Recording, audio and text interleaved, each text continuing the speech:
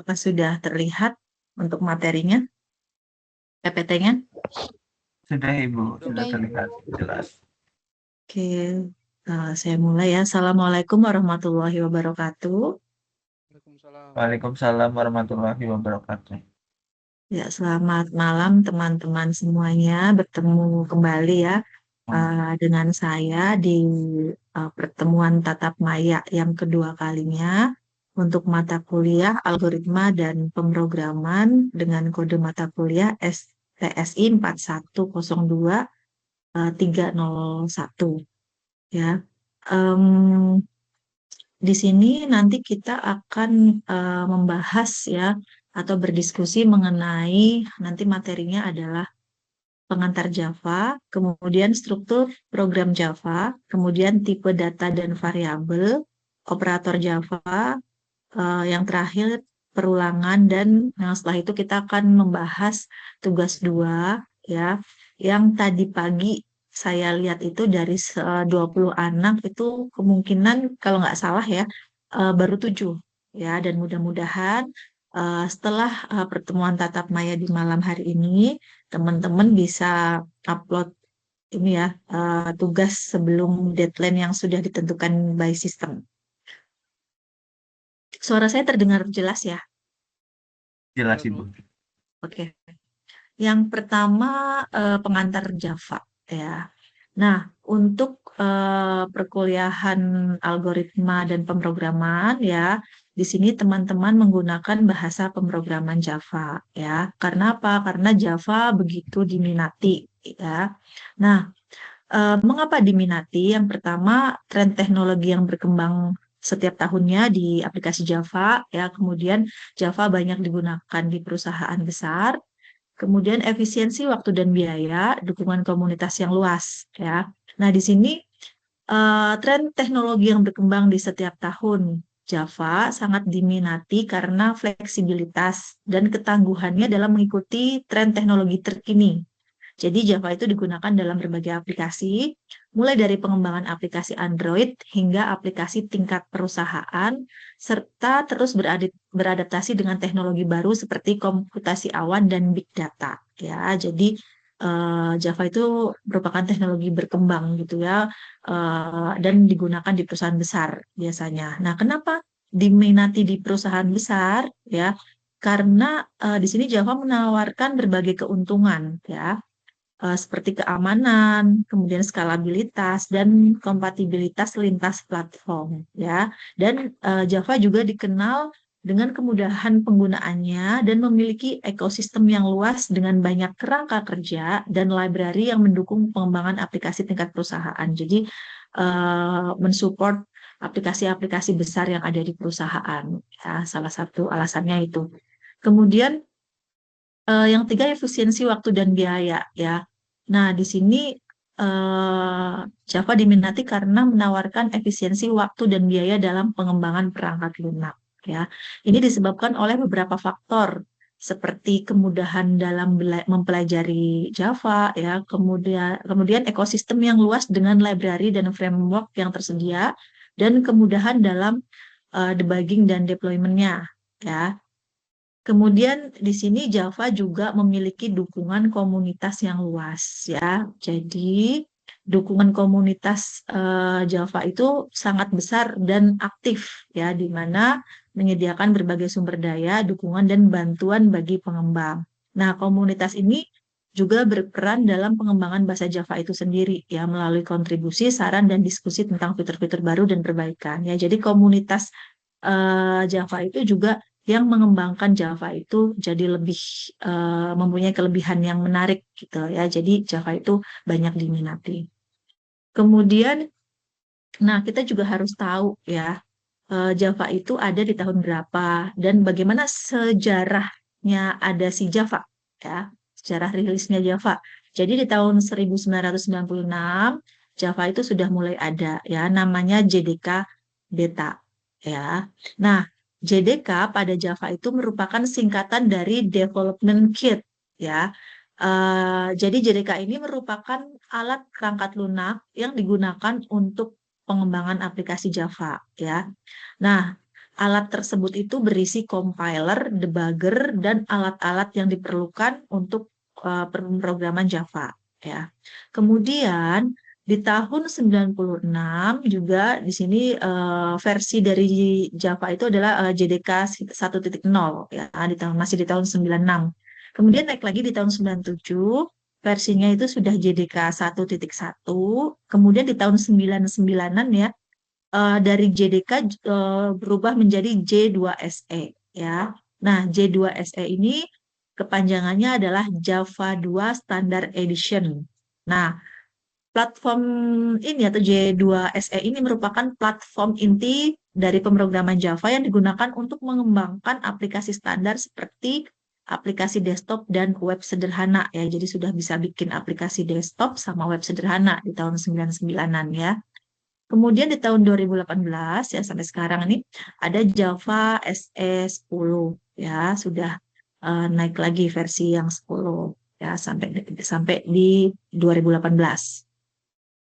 Kemudian ketika kita membuat suatu program ya dengan pemrograman Java ya dengan bahasa pemrograman Java, nah teman-teman itu perlu tahu bagaimana sih konsep dari pemrograman itu sendiri. Jadi konsep pemrograman ini ada dua ya, terstruktur dan berbasis object oriented atau OOP.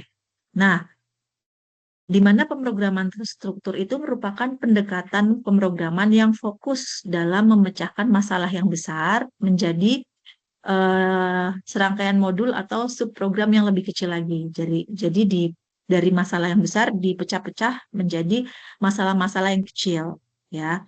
Nah, sedangkan OOP itu merupakan pemrograman atau paradigma pemrograman yang mengorganisir kode menjadi objek, ya. Jadi dijadikan objek dulu, ya. Nah, di mana objek tersebut itu memiliki data, ya, atau atribut serta metode atau fungsi. Ya, jadi objeknya di OOP itu punya atribut dan punya fungsi. Nah, kemudian di sini OOP juga mengutamakan konsep objek sebagai unit utama pengembangan perangkat lunak. Itu konsep dari pemrograman. Nah, sekarang kita ke kalau tadi Java banyak diminati, sekarang kita ke kelebihan pemrograman Java. Ya, kelebihannya itu Java itu multiplatform ya, kemudian library-nya lengkap ya. Jadi fasilitas ketika kita ingin membuat aplikasi itu library-nya itu lengkap ya. Jadi banyak fasilitasnya. Kemudian mendekati sintaks C++ dan berorientasi objek itu kelebihannya. Sedangkan kelemahannya di sini Java itu fiturnya tidak kompatibel dengan beberapa platform OS ya. Jadi ketika kita menginstal pemrograman Java di OS yang lain mungkin bisa jadi nggak support gitu ya, makanya itu menjadi kelemahan ya bagi aplikasi Java seperti itu. Kemudian boros penggunaan memori dan mudah didekompilasi. Selanjutnya, nah Java itu kan tadi bersifat OOP ya, atau merupakan programming yang berorientasi pada objek. Nah, di sini ini terdiri dari apa saja kok bisa disebut dengan OOP, karena di dalam Java itu ada objek, ada kelas, ada inheritance, ada encapsulation, abstraksi, dan polymorphism. Ya, jadi kita bahas apa itu objek, ya, objek yang ada di Java ya. Dan kemarin tuh teman-teman juga sudah membuatnya di tugas 2. Jadi kita bahas dulu, sebentar ya, saya screenshot dulu untuk dokumentasi. Ya. Nah, di sini objek itu merupakan bagian terkecil pemrograman yang memiliki sifat dan juga karakteristik. Ya, jadi objek itu istilahnya merupakan bagian terkecil dari pemrograman dan si objek tersebut punya sifat sama karakteristik. Nah, karakteristik objek diantaranya ya di sini objek itu mempunyai atribut ya atau properti yang dijadikan sebagai state atau status ya. Jadi objek punya atribut. Nah, atributnya itu merupakan status dari objek itu sendiri ya. Kemudian atribut atau properti itu merupakan identitas suatu nilai yang dapat ditulis untuk menggambarkan objek itu sendiri. Nah, sedangkan selain mempunyai atribut, objek juga punya metode atau behavior atau yang disebut dengan perilaku. Nah, apa itu? Yaitu sebuah fungsi yang berlaku dan untuk mengakses suatu atribut dari sebuah objek ya. Jadi metode ini fungsinya untuk mengatur atau sebagai sebuah fungsi ya. Bagi siapa? Bagi si atribut. Nah, untuk lebih jelasnya lagi kita visualisasikan ya di dalam suatu benda. Misal nih ya, misal ada sepeda, ini gambar sepeda ya. Nah, di sini sepeda ini mempunyai beberapa atribut ya. Contohnya nih ada pedal ya untuk menggoes, ada roda ya, roda gigi ya. Kemudian ada kecepatan.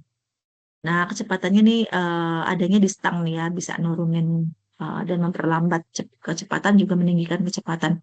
Kemudian ada warnanya ya, kemudian jenis sepeda ya. Nah, sepeda ini juga mempunyai metode atau fungsi. Fungsinya yaitu sepeda ini bisa pindah roda gigi ya. Kemudian bisa mengatur kecepatan ya, bisa bertambah dan bisa berkurang. Itu behavior atau perilaku atau metode yang bisa diberikan kepada atribut yang ada di objek sepeda. Seperti itu. Nah, selanjutnya kelas ya. Kelas ini merupakan atribut atau properti dan metode ya atau behavior atau kelakuan yang didefinisikan. Jadi kelas itu punya sorry, kelas itu punya atribut sama metode tapi bisa didefinisikan atau didefinisikan. Contohnya nih, sepeda ini merupakan objek ya. Nah, sepeda ini ada jenisnya, ada jenis sepeda gunung, sepeda balap dan sepeda tandem ya. Nah, jenis ini disebut dengan kelas. Ada kelas sepeda gunung, kelas sepeda balap, dan kelas sepeda tandem, di mana masing-masing sepeda itu punya karakteristiknya sendiri. Sepeda gunung bentuknya seperti ini ya, besinya tidak lurus tapi ke bawah. Sepeda balap agak lurus. Nah, sepeda tandem itu punya 2 jok dan 2 pedal. Next, struktur program Java ya. Bagaimana struktur program di dalam Java itu terdiri dari documentation section, package statement, import statement, interface statement, class definition, main method class, dan main method definition. Nah, yang pertama ya yang kita bahas adalah documentation section atau dokumentasi ya. Di sini komentar atau penjelasan singkat untuk setiap baris atau blok tertentu untuk menjelaskan fungsi atau baris program dan macam sintak komentar. Jadi begini, ketika kita membuat suatu program dalam pemrograman Java, nah tentunya kita pasti ini ya akan mengantisipasi kelupaan apakah kita itu membuat coding tapi lupa ini fungsinya untuk apa. Jadi kita membuat dokumentasi atau komentar di samping coding ya untuk mengingatkan bahwa dari uh, fungsi dari coding tersebut itu untuk apa seperti itu ya. Nah, maka dari itu diberi komentar di sebelah coding. Contohnya seperti ini ya. Untuk satu baris komentar dibuka dengan slash ya, slash 1, kemudian bintang, kemudian diisi komentar, kemudian bintang lagi, kemudian ditutup slash 1. Nah, untuk banyak komentar ya, di sini dibuka ya, tetap dibuka dengan slash dan ditutup dengan slash. Nah, di sini ada komentar pertama dengan bintang 2, komentar kedua, komentar ketiga ya. Kemudian kalau cuma satu baris berarti sama yang kayak nomor 1 ini. Nah, ini tidak perlu dikasih bintang nggak apa-apa ya, atau tidak ditutup dengan bintang dan slash nggak apa-apa, tapi ada double slash yang seperti ini. Nah, kemudian diberikan komentar, misal komentar ini yang akan dieksekusi gitu ya. Kemudian perintah ini adalah perintah untuk adding, misal begitu. Jadi untuk mengingatkan si programmer bahwa fungsi dari coding yang dia buat itu adalah untuk apa ya. Intinya untuk belajar kita gitu ya, untuk sebagai pengingat ya. Kemudian kita ke package ya atau paket. Itu merupakan cara untuk mengelola kelompok kelas ya. interface atau subpaket yang didefinisikan dengan sebuah nama berdasarkan kesamaan atau kemiripan fungsi ya. Syarat membuat paket yaitu di sini mendeklarasikan dan memberikan nama paket, membuat struktur dan nama folder berdasarkan kemiripan fungsi, kemudian kompilasi kelas-kelas sesuai dengan nama paket. Nah, contohnya itu misal di sini package, kemudian nama paketnya itu apa ya. Nah, misal seperti ini ya, membuat statement paket itu seperti ini. Misal kita memiliki folder paket sepeda. Ya, ini ada folder ya. Ini ada folder ya, asumsinya ini folder ya. Folder paket sepeda. Nah, namanya aja udah jelas folder paket sepeda. Berarti isinya tuh ada apa sih? Isinya berarti ada paket sepeda. Nah, di sini ada 2 paket sepeda ya, di mana paket sepeda pertama adalah sepeda gunung dan paket sepeda kedua adalah sepeda santai. Nah, paket sepeda gunung di sini ditulis seperti ini. Ada paket sepeda jadi dipanggil gitu ya, bahwa satu folder atau folder sepeda gunung itu adalah milik dari si folder paket sepeda ya. Kemudian public class sepeda gunung di mana di dalamnya ini ada kelas ya, ada kelas ya, terdiri dari 2 kelas. Nah, kelas pertama ini adalah sepeda gunung ya, kemudian public void sepeda gunung, kemudian print out dengan sintaks sistem out print ya.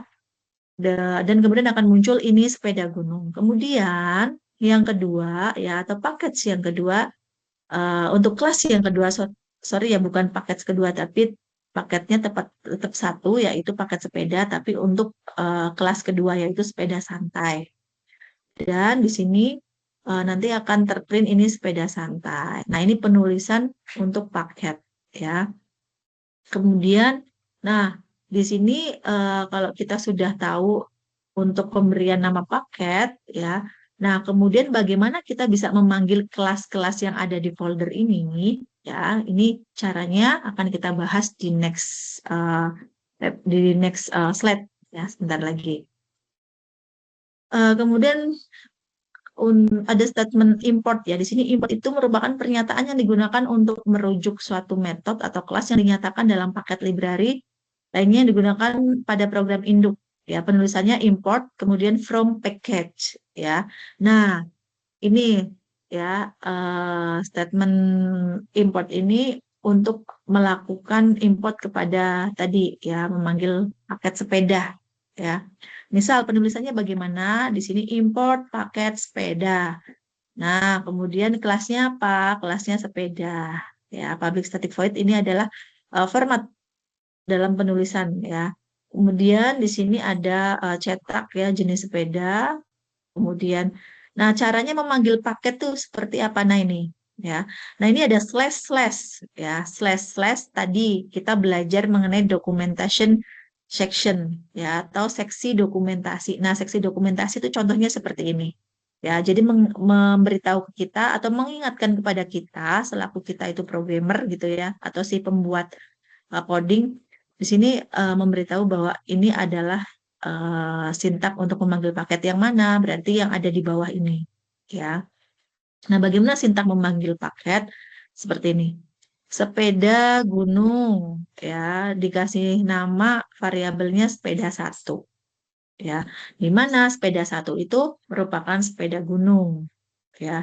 Kemudian sepeda santai itu dikasih variabelnya itu sepeda 2. Jadi biar nggak salah nih, mana sepeda gunung itu 1, sepeda gunung 2. Nah, kemudian ini lagi dijabarkan sepeda 2 merupakan di sini titik sepeda santai seperti itu. Itu untuk pemanggilan paket ya. Kemudian untuk interface ya, seperti kelas pada Java ya, interface itu merupakan intinya mirip seperti kelas pada Java ya, tapi hanya memiliki konstanta statik dan metode abstrak. Ya, di sini penulisannya nih, contohnya kita lihat aplikatifnya aja di sini. Public interface sepeda, ya, kemudian public void sepeda gunung, public void sepeda santai, gitu ya. Sama seperti kelas tadi, ya. Kemudian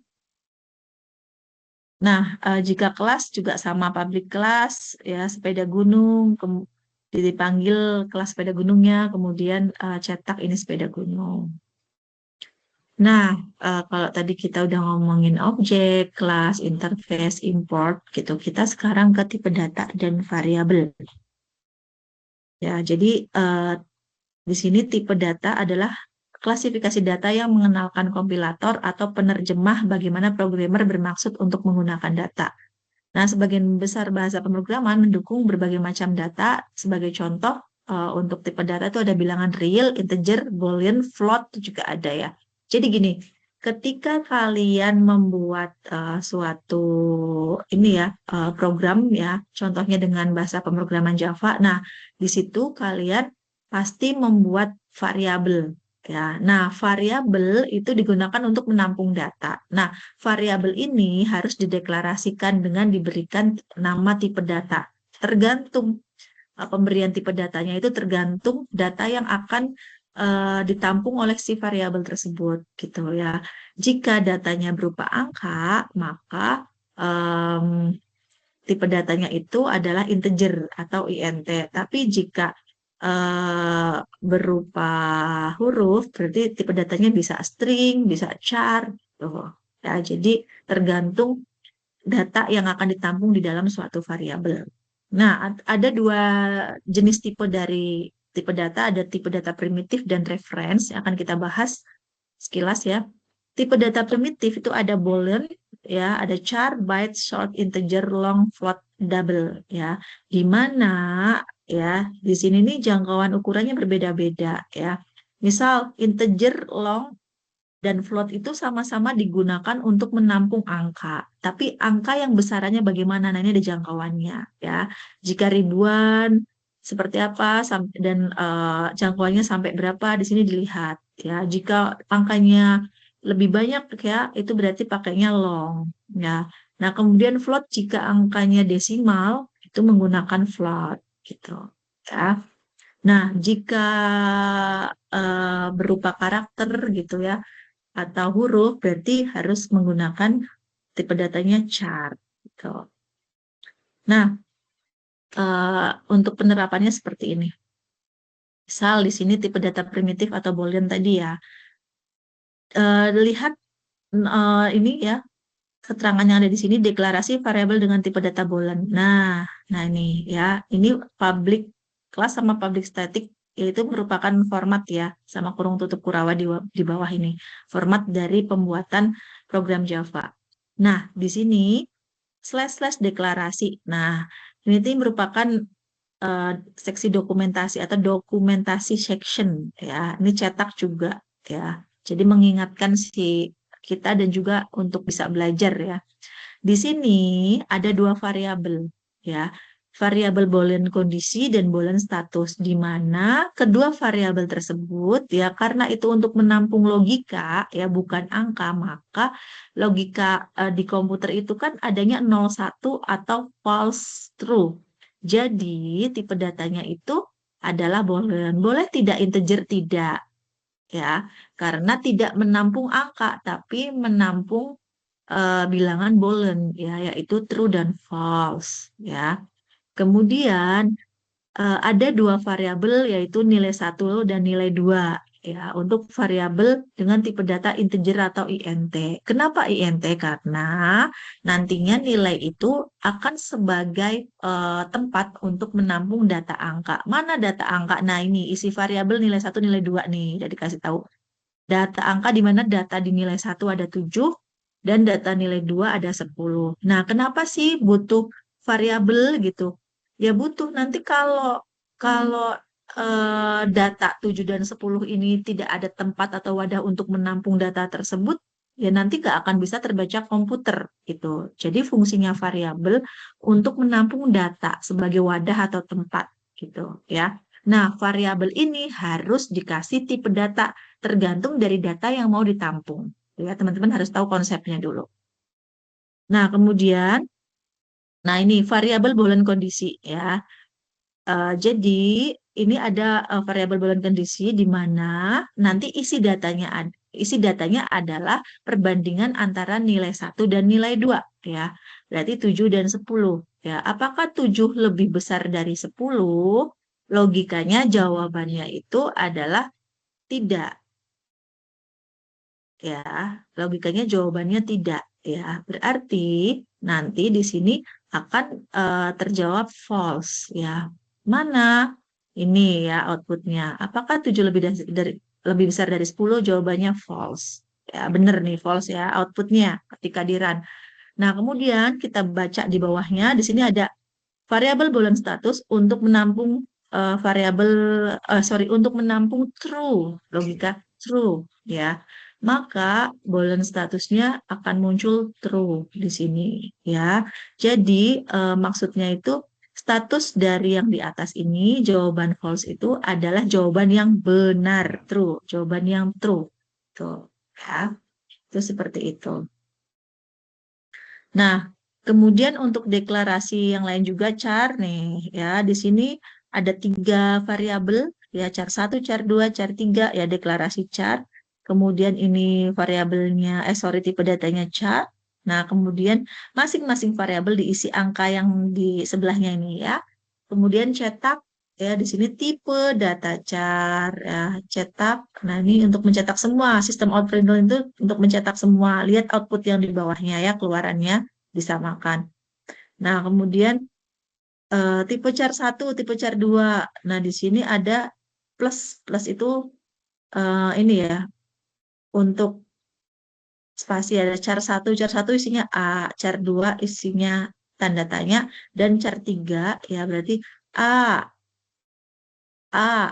petik, terus plus, kemudian char 3 plus B ya.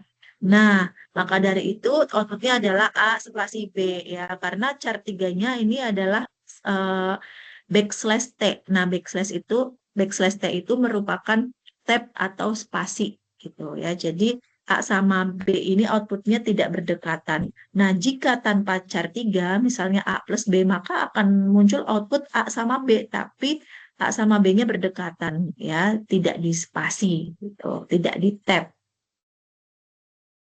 Nah, ini penerapan untuk batch shot ya, cuman konsepnya sama ya.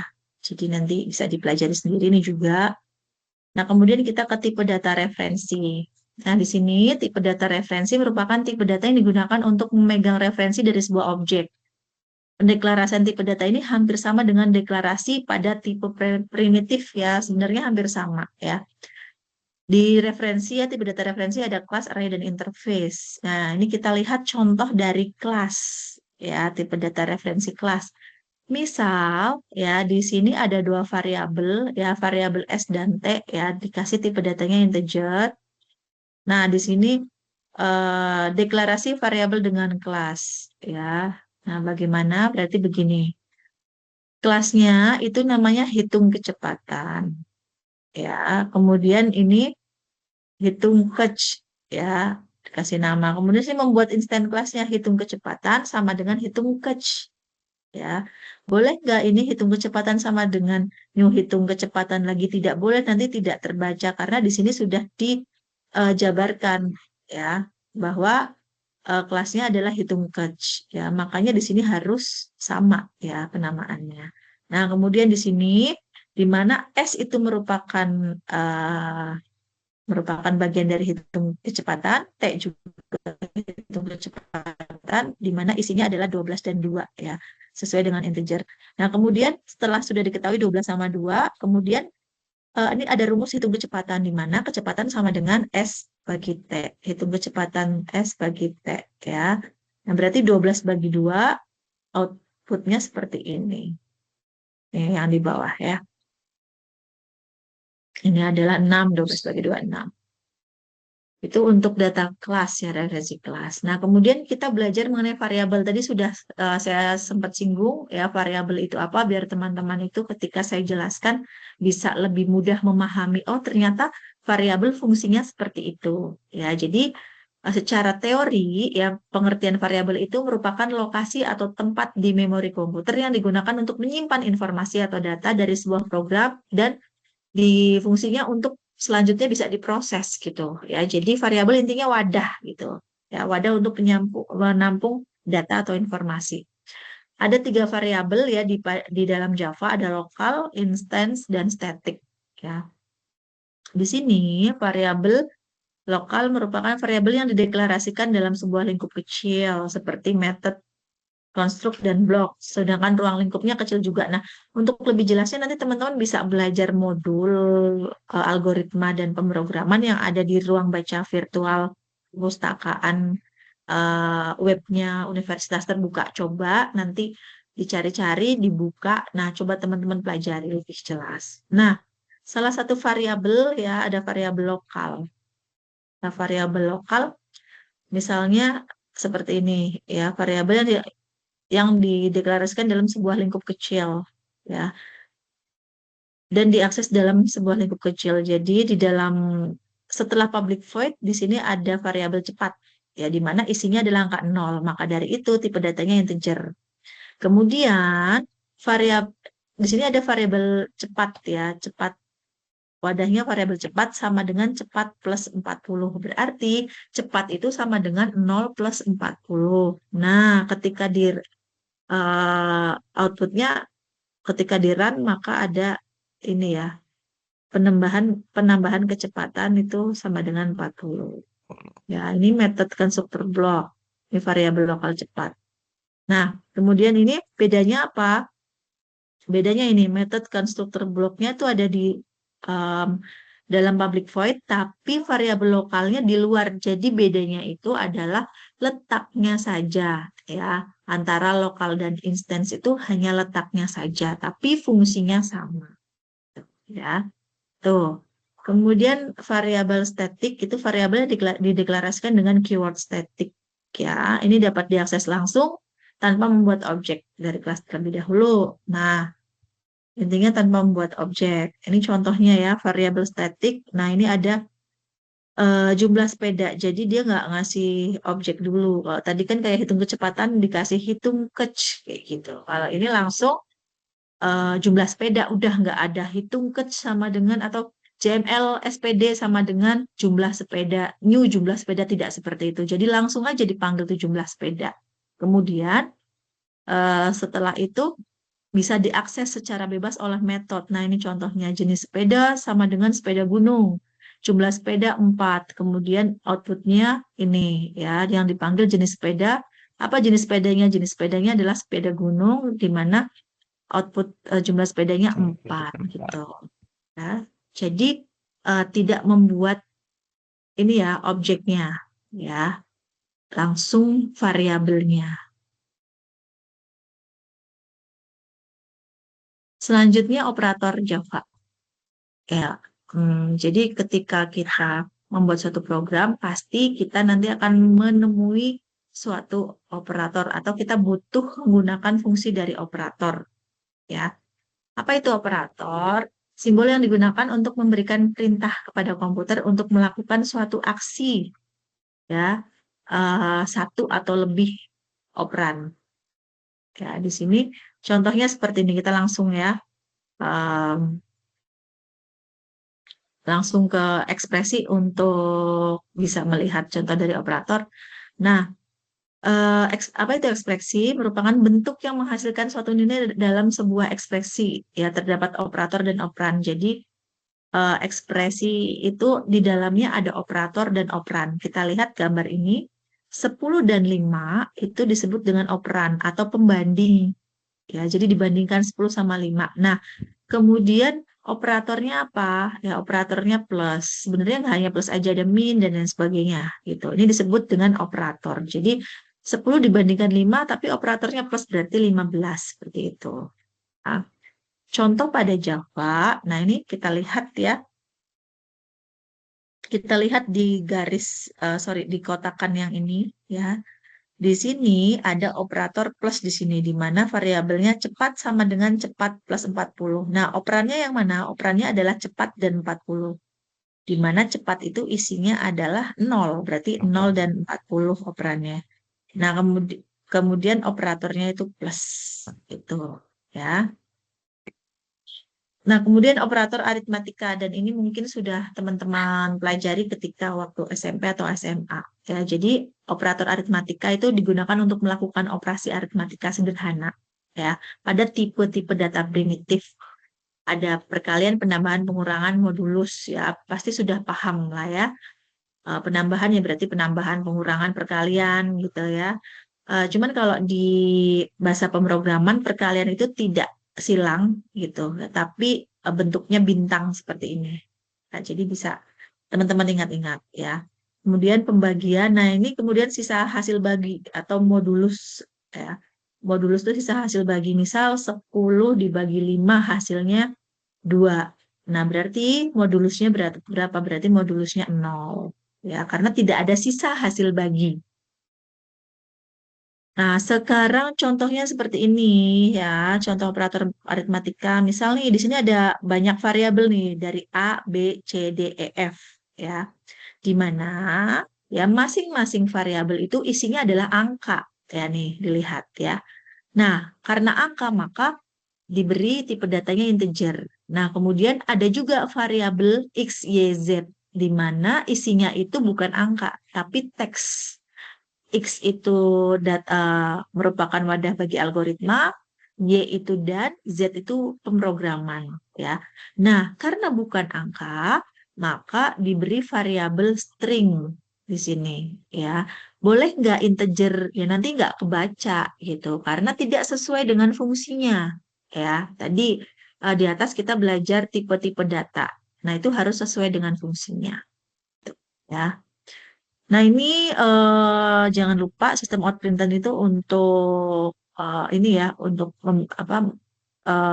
menampilkan output. Ya. Di sini ini ada operator plus min, operator plus, operator kali dan bagi, operator modulo gitu ya. Nah, ini memberitahukan ke kita bahwa nanti di sini akan dicetak, misalnya contoh ini A plus B, ya A plus B sama dengan berapa gitu. Nah, karena di dalam tanda petik, maka di sini lihat outputnya ya, di sini dijabarkan A plus B sama dengan. Nah, kemudian setelah tanda petik ada plus, kemudian A plus B. Nah, ini bukan teks, jadi tidak dijabarkan, tapi ini adalah fungsi dari perhitungan. Jadi dilihat nih A-nya berapa? A-nya 10. Kemudian plus B-nya berapa? B-nya 5. Jadi 10 plus 5 jadi 15. Maka akan muncul di sini 15. Jadi teman-teman perlu pahami bahwa teks atau tulisan yang berada di dalam tanda petik itu dianggapnya itu teks ya, atau apa bukan bukan tidak tidak merupakan perhitungan. Tapi kalau di luar tanda petik maka ini dianggap aritmatika ya, operator aritmatika dan operan gitu. Ya, pokoknya intinya kalau yang di dalam tanda petik itu teks ya, jika di luar itu bisa dikenakan fungsi perhitungan seperti itu. Nah, ini sama aja, dan ini hasilnya seperti ini, ada A min B5, X, Y, Z. Nah, contoh X, Y, Z ya, misal di sini. X, Y, Z. Nah, yang tercetak adalah X plus Y plus Z sama dengan. Nah, dilihat nih di output yang ketiga, X plus Y plus Z sama dengan. Nah, kemudian di luar tanda petik ada plus X plus Y plus Z. Nah, ini tidak akan tercetak X, Y, Z, tapi tercetak algoritma dan pemrograman. Ya, contohnya ini algoritma dan pemrograman seperti itu. Selanjutnya operator unary itu operator yang digunakan untuk memanipulasi nilai variabel itu sendiri dan biasanya digunakan dalam perulangan dan logika if. Ini ada positif, negatif, ya, increment atau tambah 1, kurang 1, ya, kemudian kebalikan, ya. Kita langsung ke contoh aja, kita lihat. Nah, ini nilai awal, ini ada unary, ini outputnya. Teman-teman bandingkan ya. Ini nilai awalnya ada min 10, 5, dan boolean kondisinya true. Unary-nya A++, plus plus B, dan ini kebalikan dari kondisi ya. Nah, kemudian diminta ini mencetak hasil A. Nah, maka dari itu hasil A akan tercetak hasil A di sini ya. Dia akan memanggil variabel hasil A. Mana variabel hasil A nih? Dilihat ya. Kemudian dikasih tipe data integer karena nanti yang dihasilkan adalah angka. Kok bisa tahu angka? Karena nilai awalnya adalah angka gitu. Nggak mungkin nanti hasilnya adalah huruf gitu. Pasti angka juga gitu. Nah, di sini hasil A min 10, kemudian hasil B kita lihat ini ada 6 ya. 5 plus 1, 6. Kemudian di sini hasil kondisi dilihat berarti pentung, ya, tanda seru kondisi. Berarti kebalikannya. Kita lihat di variabel kondisi itu adalah true, berarti kebalikannya false, maka akan tampil false seperti yang ada di output ini. Next di operator penugasan nih ya, ini materinya cukup lumayan ya, tapi tidak begitu banyak. Operator penugasan ya, jadi di sini ada simbolnya ada sama dengan, kemudian sama dengan dan penambahan, sama dengan pengurangan, sama dengan perkalian, sama dengan pembagian, sama dengan sisa bagi. Ya, teman-teman udah paham. Nah, ini konsepnya sama seperti tadi. Intinya ada variabel, tempat untuk menampung data, ada tipe data, kemudian dicetak seperti apa, ya, dicetak dengan memanggil variabel tadi. Nah, kemudian outputnya ada di sini. Ya. Nah, ini penugasan variabel integer, ini penugasan variabel real. Nah, ini outputnya. Ya, konsepnya sama, nanti bisa dipelajari. Nah, untuk relasional ini ada lebih besar, lebih kecil sama dengan, tidak sama dengan, lebih besar sama dengan, dan lebih kecil sama dengan. Ya, ini juga outputnya sama. Di sini ada variabel relasional. Ya, di sini dikasih nilai awal A-nya 10, B-nya 20. Kemudian, nah ini printnya misal nih, misal ya. Di sini A sama dengan 10. Ya, A sama dengan 10, kemudian sama dengan B. Ya, kemudian A sama dengan B, kemudian A sama dengan B. Nah, ini adalah hasilnya. Ya, operator relasional. Ya, di sini menampilkan A sama dengan 10, maka yang tampil adalah A sama dengan 10. Ya. Kemudian Y sama dengan B, A sama dengan B, ya. Kemudian di sini A sama dengan B, hasilnya ada false, ada true, pokoknya di sini adalah relasional, ya. Kita lihat ini. Ini outputnya. Nah, sekarang operator logika, ya. Kalau logika itu ada and dan atau, ya. Contoh logika, ya. Misalnya di sini ada nilai 1, nilai 2, kemudian ada operator dan hasil. Di mana jika true bertemu dengan true, tapi kondisinya operatornya and, maka hasilnya true. Ini untuk yang and ya. True dengan false, hasilnya false. False dengan true, hasilnya false. False dengan false, hasilnya false. Jadi, gampangannya itu jika true bertemu dengan salah satu false, maka hasilnya false. Tuh. Nah, ini contoh operator logika. Misal di sini ada 3 variabel 10, 20, 15 ya di ABC integer. Nah, kemudian operator logikanya misal di sini ada variabel J, K, M, N. Di sini tipe datanya Boolean ya. Nah, di sini si J ini menampung apa? Misal di sini J menampung A lebih besar dari B. Ya, apakah A lebih besar dari B? Kita lihat 10 lebih besar dari B. Yaitu 20, 10 lebih besar dari 20, berarti hasilnya false. Ya, enggak gitu. Karena 10 itu lebih kecil dari 20, berarti false nih ya. Kemudian N dan A kurang dari C. Ya, 10 kurang dari 15, hasilnya true. Benar, berarti false and true, berarti ketika dicetak, nah ini sistem output J, ya, maka lihat output hasilnya false karena false ketemu sama true, hasilnya false. Nah, Kemudian yang atau ya, misalnya M. A lebih besar dari B. A lebih besar dari B, 10 lebih besar dari 20. Oh, salah, false berarti. Nah, di sini A kurang dari C, 10 kurang dari 15 gitu. Ya. Tadi A lebih besar dari B 10, apakah 10 lebih besar dari B? Hasilnya apa tadi? 10 lebih besar dari B? Enggak ya, false.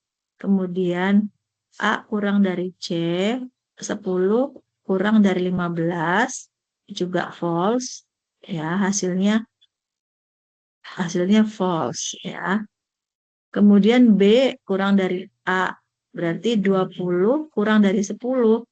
Berarti 20 kurang dari 10 salah, false. Kemudian C 15 kurang dari A ya. 15 berarti hasilnya false dan outputnya adalah false seperti itu. Nah, kemudian operator ternary di sini operator versi singkat ya. Jadi operator ternary itu menyingkat atau yang tadinya ada if then else. Nah, itu tidak perlu if then else, jadi disingkat dengan tanda tanya aja. Ya, contohnya seperti ini. Contohnya ini.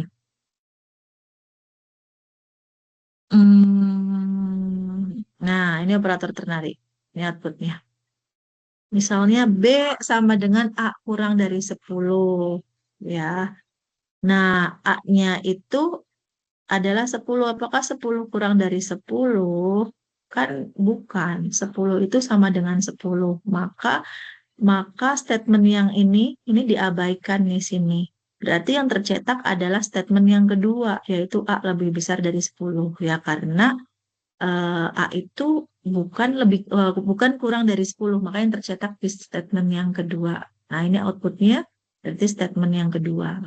A lebih besar dari 10, seperti itu. Ini operator, selanjutnya perulangan. Ya, kita ke perulangan. Jadi perulangan dalam bahasa pemrograman merupakan fitur yang memfasilitasi eksekusi instruksi atau fungsi yang berulang-ulang selama kondisi tertentu. Ada perulangan while, ya, ini perulangan while itu cara kerjanya seperti percabangan dan melakukan perulangan selama kondisinya benar atau true. Nah, ketika di sini kita lihat ya kondisi truth blok pernyataan. Ketika kondisinya selalu benar, dia akan melakukan berulang-ulang true, kembali lagi berulang-ulang sampai nanti menemukan kondisi yang salah baru berhenti. Itu ya logikanya. Contohnya seperti ini, pengulangan while. Misal di sini ada integer variabel i sama dengan 0. Dimulai dari 0 ya angka i-nya. Jika while i kurang dari 5, berarti 0 kurang dari 5, maka dia akan mencetak i ya sampai i-nya itu kurang dari 5. Nah, begitu terus sampai ketemu 5 baru dia berhenti ya, tidak mencetak. Nah, hasilnya seperti ini. 0 i pertama 0. Nah, kemudian eh, melakukan perulangan lagi i kedua 1, i ketiga 2, i keempat 3, i kelima adalah 4 ya. Nah, jika sudah menemukan angka 5 baru dia berhenti gitu ya, karena yang diminta adalah kurang dari 5. Maka hasilnya ini. Nah, kemudian untuk for ya, for itu dengan while sebenarnya fungsinya sama, cuman beda di penulisan aja ya untuk perulangan for sama while.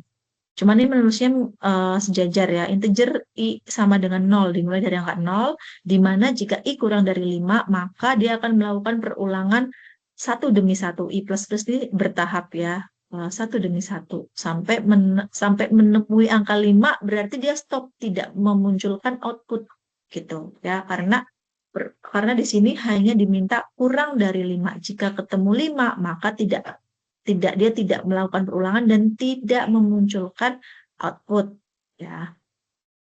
Perulangan for. Perulangan dual ini sama seperti while ya, cuman ada do-nya ya.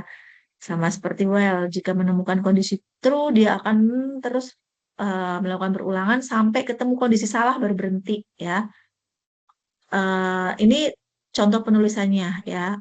integer i sama dengan 0, do system out print i plus plus. Jadi intinya sama, hanya penulisannya saja. Jadi dan teman-teman tahu bahwa ketika kalian membuat sintak perulangan atau fungsi perulangan, tidak hanya tahu perulangan itu cuman satu fungsinya. Jadi ada do while, ada for gitu. Jadi terserah juga nanti teman-teman itu mau melakukan atau mau menggunakan perulangan yang mana nggak apa-apa. Yang penting hasilnya sama. Gitu. Nah, kemudian kondisi atau pengambilan keputusan ya. Kondisi ini ada kondisi if. Nah, kemarin tugas teman-teman kayaknya diminta untuk menggunakan fungsi if ya. Iya. Ini blok if, kondisi if, kemudian true ya. Jika true berarti blok pertanyaan, tapi jika salah maka blok pertanyaan yang ini. Jika menemui benar, statement pernyataannya benar, maka akan menjawab blok yang ini, tapi jika salah, ya, yang ini diabaikan yang pertama, tapi melakukan atau eksekusi di blok yang ini yang paling bawah. Nah, ini ada if ya, integer A 10, B-nya 20, jika A kurang dari B, berarti apakah 10 kurang dari 20? Iya, jika iya maka akan ngeprint ini, akan mencetak output A kurang dari B ini ya outputnya. Nah, ada kondisi if, kemudian ada if dan else ya, if else ya. Jadi if kondisi, kemudian jika benar, jika statementnya benar, maka blok pertanyaan ini ya, kemudian blok pertanyaan, kemudian selesai jika ini, kemudian blok pertanyaan ini, dan jika salah maka blok pertanyaan selesai. If else, jadi kalau tadi if saja, sekarang pakai else. If A kurang dari B, apakah 20 kurang dari 20? Jawabannya tidak. Ya, jika tidak, maka abaikan statement yang ini. Nah, yang pertama ini abaikan. Nah, yang dikerjakan yang mana? Yang dikerjakan adalah statement setelah else, yaitu yang nanti menjadi outputnya adalah ini, A lebih besar sama dengan B outputnya. Kemudian, nah ini kondisi if else, if else. Jadi kondisi if bersarang. Di dalam if else ada if else lagi. Ya, jadi seperti ini gambarnya. If else, if else. Nah, contoh, di sini waktu 22 misalnya. Waktunya 22 ya, ada data 22 di dalam variabel waktu dengan tipe data integer. Jika waktu kurang dari 10, nah berarti jika 22 kurang dari 10.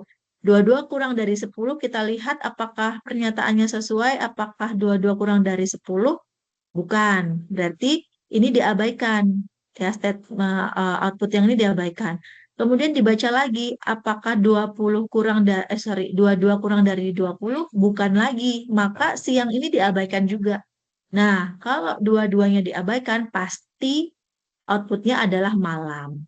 Ya, karena memang eh, 22 itu bukan kurang dari 20, tapi 22 lebih dari 20. Maka yang muncul adalah malam. Ya, seperti itu. Nah, kondisi atau pengkondisian itu tidak hanya if else, dan if then else, atau if else bersarang tadi. Tapi juga bisa menggunakan switch case, fungsi switch case ya. Jadi teman-teman paham, oh kalau saya mau melakukan pengkondisian, tidak harus menggunakan fungsi if else, fungsi if then else, atau if else, atau if then else bersarang, tapi juga bisa menggunakan switch case. Nah, kemarin tugasnya menggunakan fungsi if, bukan switch case ya. Ini seperti ini sebenarnya sama ya, sama kayak yang tadi bersarang gitu ya. Jika salah maka melihat case nilai ini, dan jika pernyataannya benar maka blok pertanyaan ini dan selesai ya. Nah, bagaimana? Hanya di penulisannya saja yang berbeda. Misal di sini ada variabel angka dan dikasih nilai 1 ya, switch angka. Jadi switch angka, kita diminta untuk fokus di angka ya. Angka ini, lihat, perhatikan angka 1 ya. Boleh nggak ini switch number ya? Tidak boleh ya, karena variabel itu harus sama. Jika di atas sudah angka, di bawah harus angka. Nanti kalau di atas angka, di bawah number, maka sistem tidak akan mengenali gitu, ya. Nah, kita lihat switch angka ya, case 1. Nah, berarti apakah angkanya 1 ya? Oh iya, angkanya memang 1. Nilai yang ada di variabel angka itu bernilai 1, maka akan ngeprint ini akan menampilkan output angka 1. Kita lihat, iya benar ini ya angka 1. Nah, eh, jika di sini angkanya 3, maka yang tampil itu adalah case 3 gitu ya. Berarti ini diabaikan. Ya, case 1 diabaikan, case 2 diabaikan, kemudian yang tampil adalah angka 3 di case 3. Seperti itu. Ya. Itu materi yang bisa saya sampaikan pada malam hari ini ya, karena materinya itu sampai dengan pengkondisian ya, sesuai dengan tugas 2 ya. Nah, kemarin tugas 2 itu soalnya sama seperti tugas 1. Cuman bedanya kalau tugas 1 diminta membuat flowchart dan pseudocode-nya, sedangkan tugas 2 itu diminta untuk membuat coding dengan bahasa pemrograman Java dan menggunakan fungsi operator dan juga pengkondisian dengan statement if ya. Jadi teman-teman ketika diberi tugas tuh harus lihat perintahnya pakai apa. Nah, kalau disuruh pakai if ya jangan pakai switch case gitu ya, karena di sini perintahnya menggunakan if. Jika diminta menggunakan pemrograman Java, jangan menggunakan pemrograman yang lain gitu, karena materinya adalah pemrograman Java seperti itu. Dan perlu teman-teman ketahui, sebenarnya kita tuh bisa membuat coding itu di tidak harus aplikasi yang terinstal gitu ya. Bisa menggunakan compiler online, misal Java compiler online gitu ya. Yang teman-teman bisa cari di Google. Jadi tidak berat ya, tidak berat aplikasi laptopnya dan lebih praktis lagi. Nanti kita mengcoding di situ menggunakan compiler online Java, kemudian di run, nah muncul outputnya seperti itu ya. Jadi ada fasilitas pembuat untuk membuat coding dengan bahasa pemrograman Java ya secara online itu ada ya. Jadi tidak perlu repot-repot untuk menginstal. Nah, kemudian soalnya sama ya, di mana perusahaan itu punya 3 golongan. Untuk gaji karyawan ada golongan A 5 juta, B-nya 6,5 juta, C-nya 9,5 juta. Nah, perusahaan juga menerapkan jam lembur, di mana 1 jam itu 30%, 2 jam 32%, 3 jam 34%, 4 jam 36%, dan 5 jam sampai dengan lebih itu 38%. Nah, di sini perusahaan ingin ini ya, soalnya itu diminta untuk menampilkan output penghasilan bersihnya gitu ya. Nah, penghasilan bersih itu merupakan akumulasi dari gaji golongan dan gaji lembur ya. Nah, untuk bisa menampilkan gaji golongan dan gaji lembur, maka dari itu sistem harus tahu inputannya dulu ya. Inputannya itu golongan dan lembur. Setelah tahu inputannya, maka bisa diproses ya. Coding akan memproses dan bisa menghasilkan output ya. Jadi ilmu IT itu harus terstruktur ya. Ada inputan, ada proses, ada output. Ya, output tidak akan bisa ditampilkan apabila inputannya tidak ada. Gitu ya. Jika tidak ada inputnya, ya, ya bagaimana mau memproses untuk menghasilkan output atau informasi. Jadi di dalam IT itu satu kesatuan input, proses, output ya. Nah, teman-teman diminta untuk ini ya, menghasilkan gaji bersih ya. Contohnya, misal di sini inputannya diarahkan untuk masukkan golongan karyawan ya, bisa A, B, dan C ya, A, B, atau C ya. Misal A, maka diminta lagi memasukkan jam lemburnya ada berapa jam, misal 2 ya. Nah, kemudian di enter, maka akan muncul rincian gaji karyawan, kemudian golongan karyawan A, ya A misal. Kemudian penghasilan pokoknya 5 juta.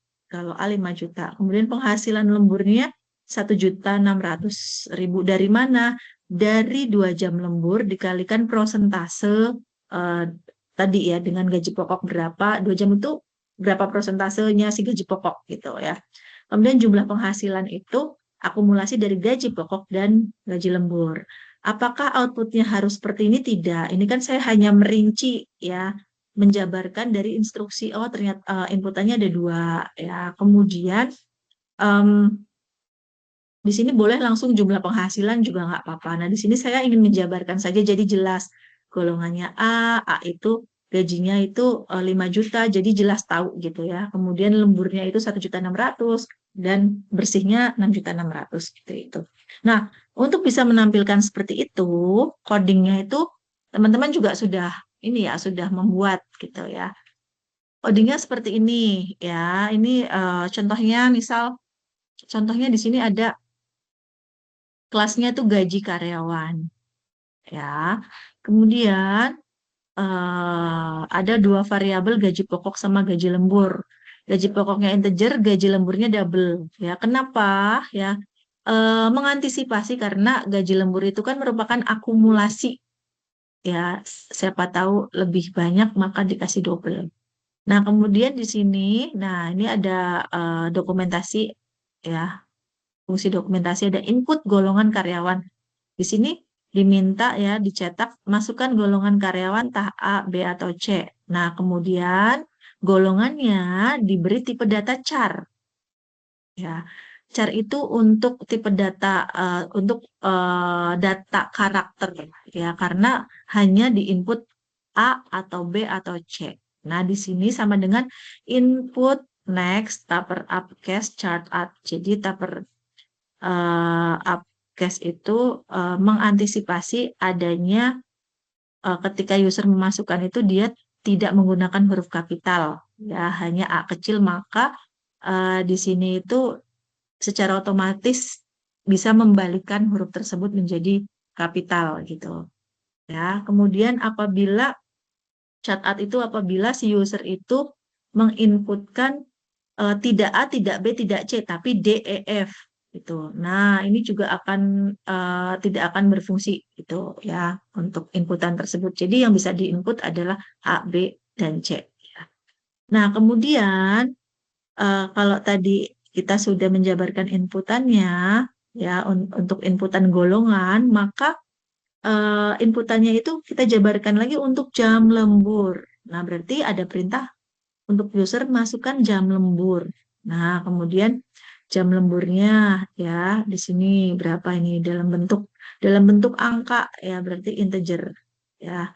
Ini fungsinya input jadi input next in ya. Fungsinya untuk input siapa yang menginput? Yang menginput adalah user ya. Jadi kita meminta user untuk menginput sesuai dengan yang terjadi gitu. Jadi mereka yang menginput bukan si programmer yang menentukan nilainya ya. Nah, setelah 2 itu sudah dimasukkan, nah si sistem ini kan tidak akan memproses ya, belum memproses karena bingung nih, tidak ada sintak untuk memproses itu, tidak ada coding untuk memproses itu, hanya di sini hanya menampung nilai yang diinput. Maka dari itu kita harus menentukan gaji golongan dulu gitu. Memangnya yang diinput A, B, C itu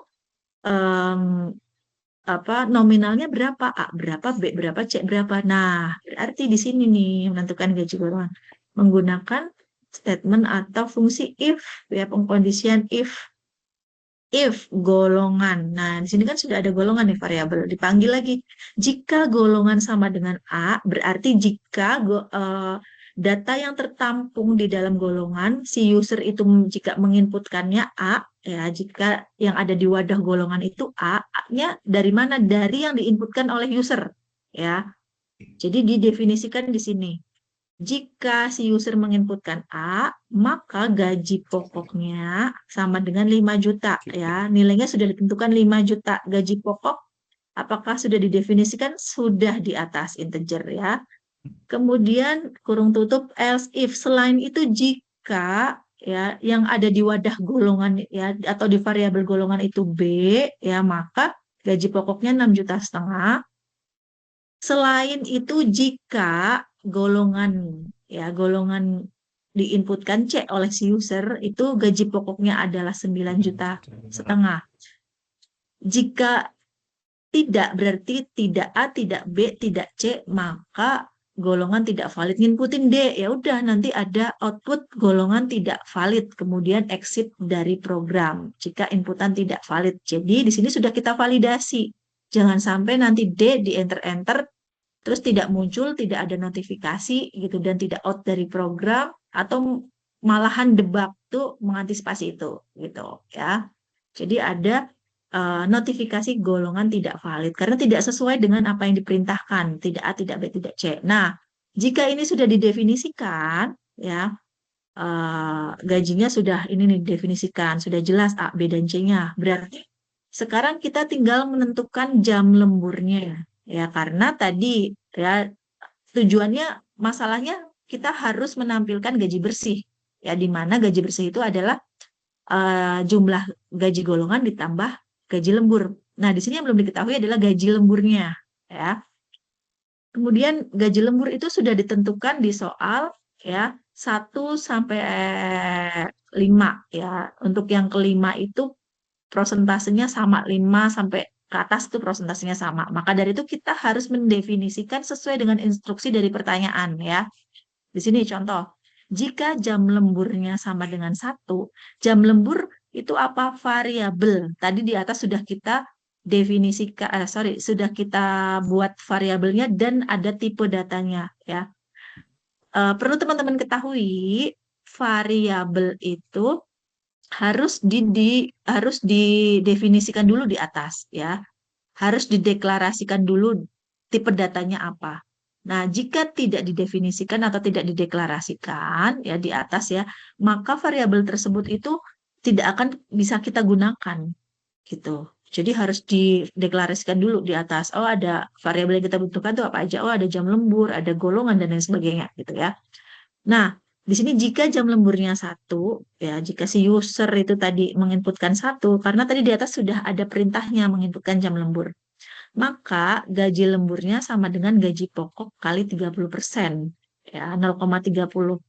Selain itu, jika jam lemburnya 2, maka gaji lemburnya sama dengan gaji pokok kali 32%, saya singkat aja ya. Selain itu, jika jam lemburnya 3, maka gaji pokoknya 34%, jika 4, 36%, dan jika 5 atau lebih dari 5, maka 38%. Ya. Ini teman-teman di sini sudah menggunakan fungsi kondisi else if bersarang, di mana di dalam else if ada else if lagi, seperti itu. Juga menggunakan operator-operator yang sudah tadi saya jelaskan di awal. Ada perkalian, ya. Kemudian ada logika lebih besar sama dengan, gitu ya. Tadi, jadi ada di situ semua. Nah, oke. Di sini gaji golongan sudah terdefinisi, kemudian gaji lembur sudah terdefinisi. Maka dari itu, sekarang tinggal memproses totalnya saja atau menghitung total gajinya. Jadi ketika kita membuat suatu coding, kita itu buatnya itu pakai logika ya. Coding itu kan disusun secara terstruktur ya. Jadi kita harus pakai logika, jangan sampai saya mau di atas tuh saya mau nentuin total gajinya dulu, padahal gaji pokoknya itu belum kalian definisikan ya, belum dibuat codingnya. Padahal gaji lemburnya juga belum. Nah, gimana mau bisa menjumlah? Atau mungkin saya variabelnya mau nungguin di bawah sistem outprint-nya nggak bisa juga, karena variabel itu harus didefinisikan di atas, dideklarasikan di atas. Ya, jadi membuatnya pun menggunakan logika. Logika itu dibuat secara terstruktur gitu ya, sesuai urutan gitu. Oh, berarti tadi gaji pokok sama gaji lemburnya sudah diketahui. Nah, sekarang kita tinggal menghitung total gajinya. Berapa berarti total gaji, ini variabel total gaji di mana untuk menampung gaji pokok ditambah gaji lembur gitu, sesuai dengan inputan si user. Maka dari itu, gaji pokok plus gaji lemburnya akan diakumulasi dan ditampung di dalam variabel total gaji dengan tipe data double gitu ya. Mengantisipasi jumlahnya banyak jadi tipe datanya double. Nah, berarti sudah diketahui ini total gaji bersihnya berapa. Cuman di situ baru tersimpan di dalam variabel total gaji ya. Di sini kita belum tahu atau si sistem itu belum bisa menampilkan output dari total gaji ini. Nah, bagaimana untuk bisa menampilkan output total gaji ini padahal dia sudah menyimpan sesuai dengan instruksi yang diinginkan pertanyaan. Nah, langkah selanjutnya secara logika adalah berarti menampilkan hasilnya. Nah, menampilkan hasil suka-suka kita mau langsung sistem outprint, kemudian jumlah penghasilan sama dengan jumlah penghasilan titik 2 RP plus ya. Ini disebut teks ya, jangan lupa di dalam petik itu teks. Kemudian dipanggil variabelnya yaitu total gaji. Boleh seperti itu.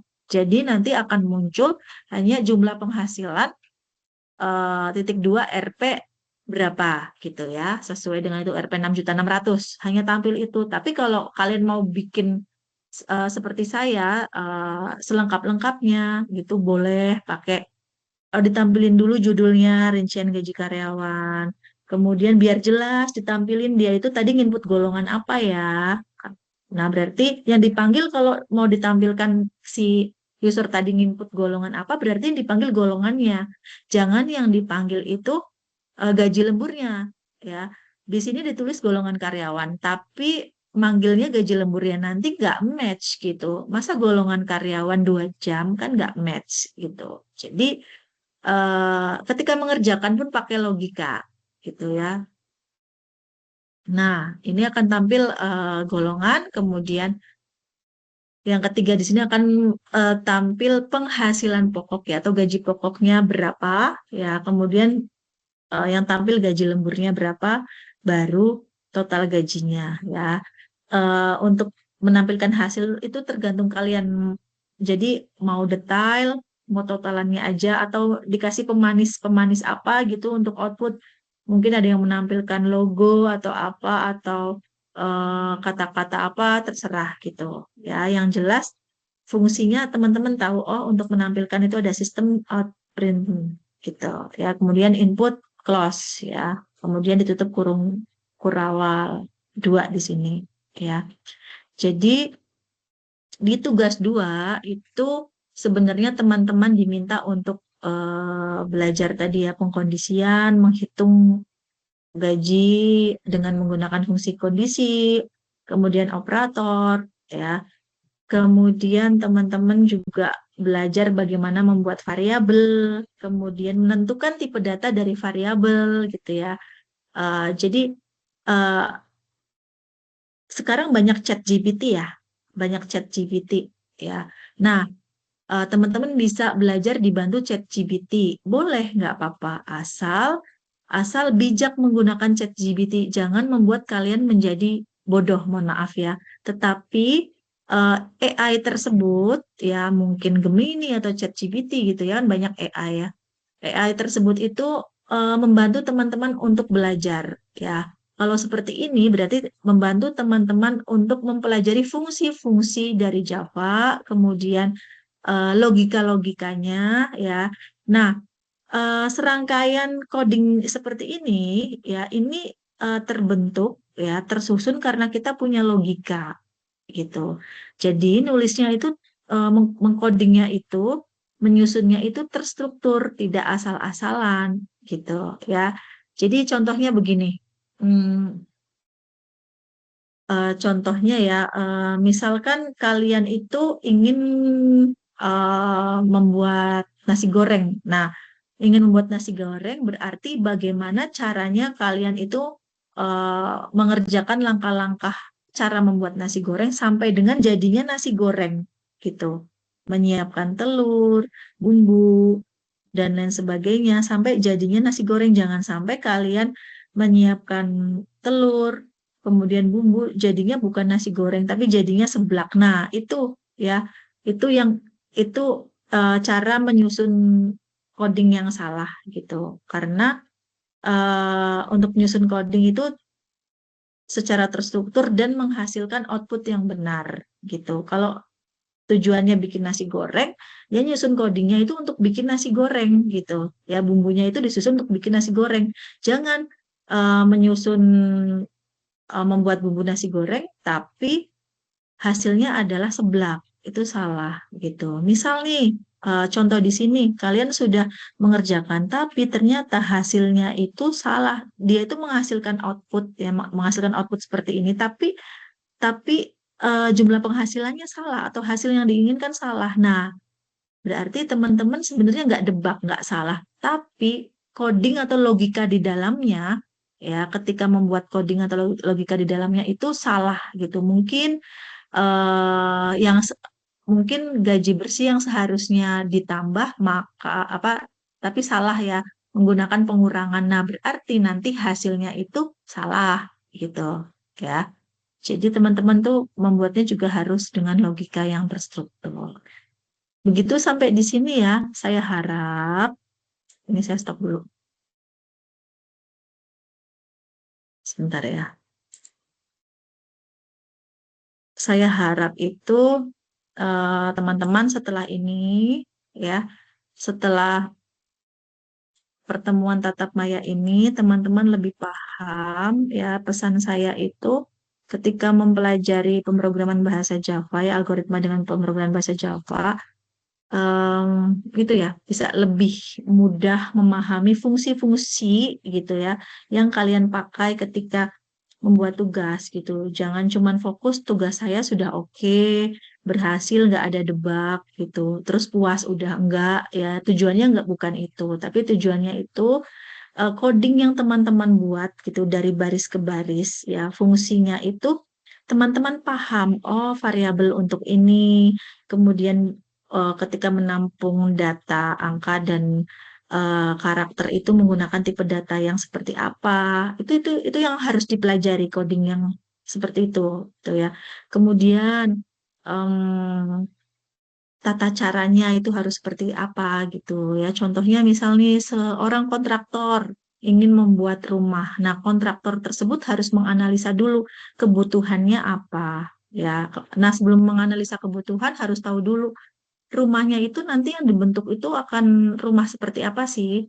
Rumah bentuk joglo, rumah bentuk modern Amerika, atau rumah bambu. Nah, harus tahu dulu outputnya bagaimana. Nah, setelah ditentukan, oh rumahnya itu bentuknya joglo, berarti dianalisa kebutuhannya. Kalau rumah bentuk joglo, berarti kebutuhannya itu tidak membutuhkan batu bata. Gitu. Misal, berarti yang dibutuhkan kayu jati, ya, paku, kemudian tidak perlu butuh semen yang banyak. Yang dibutuhkan adalah batu, misal seperti itu. Ya, sama seperti kita membuat coding, ya.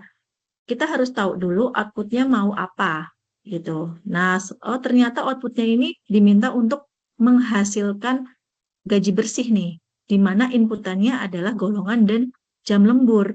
Nah, setelah tahu, ya, kita langsung menyusun kebutuhannya gitu. Oh, berarti variabel yang dibutuhkan tuh ada berapa, apa saja. Nah, kemudian tipe datanya apa saja, dan ini kebutuhannya untuk menampung data apa. Berarti kita harus menentukan tipe datanya gitu ya. Nah, kemudian setelah itu, oh ternyata yang diminta adalah menggunakan fungsi if. Berarti fungsi if yang dipakai gitu. Karena fungsi if sama switch case itu sama-sama untuk pengkondisian, tapi kita melihat keinginan dari pertanyaan itu seperti apa gitu ya. Nah, setelah itu baru menyusunnya secara sesuai dengan logika ya, secara terstruktur dan berlogika gitu. Jangan sampai tadi yang saya katakan variabel diabaikan, disusunnya di bawah, kemudian outputnya di atas. Nah, itu nggak boleh seperti itu gitu ya. Harus terstruktur. Begitu paham, Mas Mbak? Paham Ibu. Oke, Paham, ya. Bu. Paham Ibu. Iya, iya. Apakah tugasnya sudah dikerjakan ini? Kayaknya tadi cuman 7 deh, ya, yang baru Alhamdulillah upload. sudah. Ya, Ya, mohon maaf ya. belum Bu. Sudah, Bu. Belum Alhamdulillah bikin sudah. videonya Bu. Oke, nggak apa-apa. Nanti setelah ini saya ingatkan kembali, jangan lupa upload tugas ini ya, sesuai deadline, ya. Saya mau tanya Mas Ivandi udah belum? Mohon maaf belum Bu. Belum ya. Ada pertanyaan nggak? Ya, Mungkin ya mungkin untuk susah atau apa? untuk di bagian videonya itu dari pembuatannya atau cukup menjelaskannya aja, Bu? Pas sudah Oh selesai. gini, Soalnya oh saya ya, sudah Heeh. membuat tapi belum bikin videonya. Oke, begini Mas. Mas dan Mbak ya Oh, semuanya. Jadi sebenarnya kita kan ini mata kuliahnya adalah mata kuliah berpraktik ya. Jadi saya sebagai tutor bisa melihat teman-teman itu paham itu dari video gitu. Terbukti bahwa teman-teman itu mengerjakan dan juga menjelaskan. Jadi kami tutor itu diarahkan oleh manajemen UT untuk mengarahkan mahasiswanya membuat tugas dengan video gitu. Nah, videonya itu di dalamnya itu terdapat praktik pembuatan tugasnya dan narasinya jadi dijelaskan gitu. Dan sebisanya menurut saya videonya nggak terlalu bagus nggak apa yang penting saya tuh tahu di situ ada video teman-teman lagi ngerjain tugas dan dijelaskan seperti itu, Mas Ivandi. iya, baik, Bu. Iya, ya. Tapi satu hal yang penting paham dulu sih ya, Mas Ivandi ya. Paham, Bu. Ya, oke. Nanti setelah ini diupload ya, Mas Ivandi. Oke, siap, Bu. Terima kasih. Oke, ya. Mbak Safira bagaimana? Apakah sudah? Belum, Halo? Ibu. Oh, belum. Oke, nanti Mbak Safira diupload ya. Ada pertanyaan Mbak Safira? Mungkin ada yang Tidak bingung. ada, Ibu.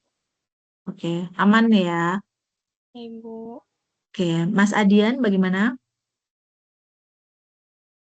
Mas Adian Saputra, apakah ada di sana? Bu, ada Bu. Lagi Sudah di... susah sinyal sih. Oke, iya. Iya, di sini juga sekarang lagi susah sinyal nih, baru hujan besar. Mas Adian sudah mengerjakan tugas belum? Belum Ibu, tinggal bikin apa videonya itu Bu, untuk penjelasan videonya itu lagi. Oke, nanti silahkan dibuat. Dan teman-teman itu buatnya bisa pakai Zoom loh. Ya, aplikasi Zoom juga bisa gitu. Nanti direkam. Ya, Mas Sodik bagaimana? Alhamdulillah sudah Ibu. Sudah dapat nilai berapa? Alhamdulillah dapat nilai 100 dari Ibu. Oh, oke, berarti Terima sempurna kasih, ya. Bu. Iya, Iya, alhamdulillah. yang ada videonya dan ada narasinya pasti saya kasih bagus. Tapi ada kok yang nggak ada narasinya, tetap saya kasih 100, nggak ada penjelasannya. Paling di situ saya ingatkan, lain kali tugas selanjutnya dijelaskan seperti itu. Oh, Jadi gitu. ya, jadi apa? Saya tidak pelit untuk berbagi nilai. Yang penting teman-teman paham gitu. Kemarin saya tidak menjelaskan secara langsung, tapi saya kasih notes Ibu di samping programnya. Setiap Oh gitu. program gitu, iya. Ah, oke, iya ada yang seperti itu. Tetap 100 kan? Iya. Ya, Arif, Mas Arif, Dika, Ya, Bu. Rivaldi. Sudah, Bu. Sudah ya, dapat berapa Mas Arif? 100, Bu. Oke, berarti tugasnya ada videonya ya. Kalau nggak ada videonya pasti saya kasih nilai tidak 100 sih. Dan saya minta untuk revisi untuk memaksimalkan nilai ya. Dan Iya, Bu. saya juga setiap hari pasti melihat learning UT ya. Khawatirnya teman-teman itu ada yang sudah mengerjakan tapi tidak sesuai. Jadi saya minta untuk revisi. Jadi punya waktu yang banyak gitu untuk merevisi seperti itu. Asal teman-teman itu jangan injury time besoknya nanti malam ditutup jam 12 kalian mengerjakannya jam 11 malam. Nah, saya lagi tidur gitu ya, nggak bisa ngoreksi gitu di jam 11. Nah, itu jadi nggak bisa ya. Ya kalau syukur-syukur sih injury time tapi bener gitu ya. Mas Billy udah belum tadi ya? Udah Bu, Mas saya Billy udah upload ya? iya Bu. Nilainya berapa? Alhamdulillah 100 Bu dari Ibu. Oke, alhamdulillah 100 ya. Mas Mau Asep gimana Mas? Mas Bill?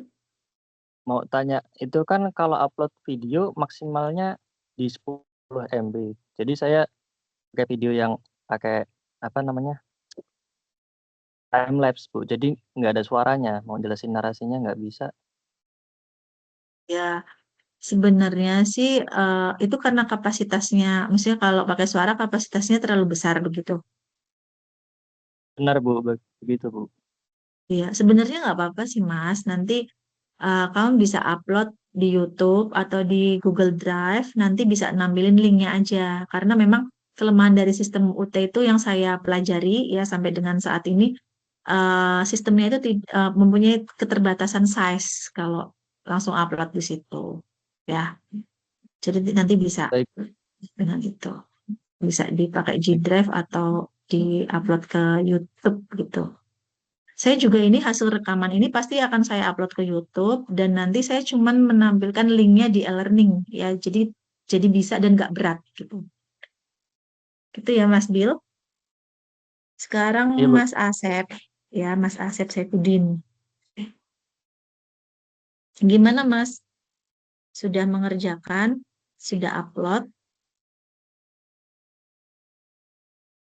Halo, halo, Mas Asep. Oh, Mas Asep lagi di jalan kali ya. Atau oh kayaknya nggak ada suaranya deh, nggak muncul suara kan, benar kan?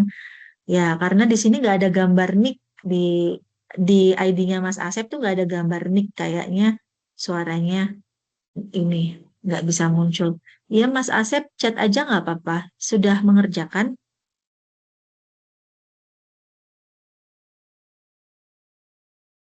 Belum sih Bu, tapi udah oh ya, ya nanti dibuat videonya ya Mas biar nilainya 100 ya.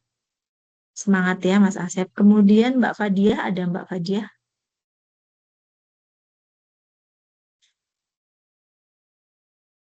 Ya, oke, oke, Mas Asep. Mbak Fadia ada? Mbak Fadia? Oh, nggak ada ya? Oh, Fadia juga. Kayaknya Fadia. Oke, chat aja Mbak Fadia.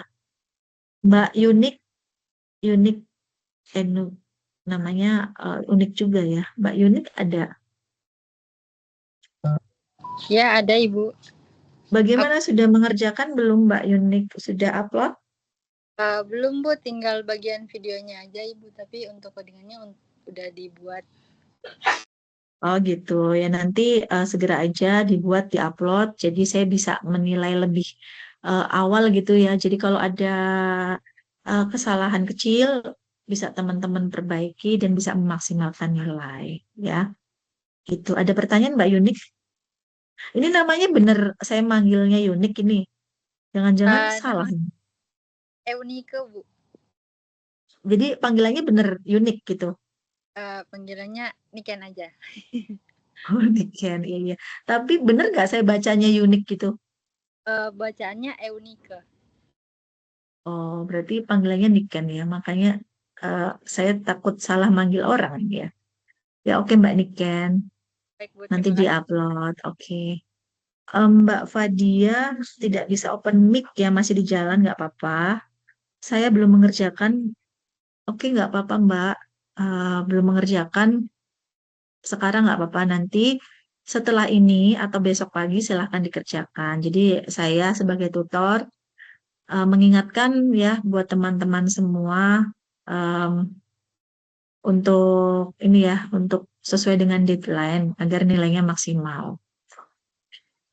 Ini yang sedesa sama saya Purbalingga yang mana ya? Saya lupa. Di kelas ini bukan ya? Saya Ibu. Oh iya Mas Sodik ya. Oke Ya. oke. Ya aman Mas di sana Mas merantaunya. Alhamdulillah aman, aman Ibu. Oh ya syukur. Alhamdulillah. Alhamdulillah. Kalian tuh oke. Kalian sebenarnya bisa buka ini loh, buka cam video. Yang mau buka video jadi saya bisa lihat ya. Lihat wajahnya silahkan dibuka aja videonya. Ya, nah itu kan cantik ya Mbak Niken ya. Saya mau ini ya buat laporannya. Yang lain mana? Yang lain oke oke videonya nggak apa-apa dibuka aja. Nah ya sebentar, saya buka dulu semuanya. Saya mau SS ya buat laporan. Sekali-kali tuh saya pengen lihat wajah-wajahnya gitu. Jangan cuma saya yang open cam. Oh, Mas Sodik tuh seperti itu wajahnya ya, wajah teman satu kampung saya ya. Mas Arif ada atau lagi di jalan? Arif dan Mas Asep. Oke, saya SS dulu Bisa ya. hidup Bu kameranya Bu. Oh, nggak bisa hidup. Oke, saya SS. Sebentar.